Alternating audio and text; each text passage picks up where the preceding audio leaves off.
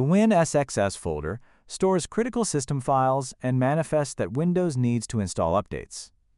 If this component store becomes damaged, out of sync, or contains missing files, Windows Update may fail to process KB5070773 correctly. This issue often occurs after failed or incomplete prior updates, or sudden power loss or forced shutdowns. If you're seeing installation errors when updating Windows 11, this video will help you repair the Windows Component Store and fix the problem step by step.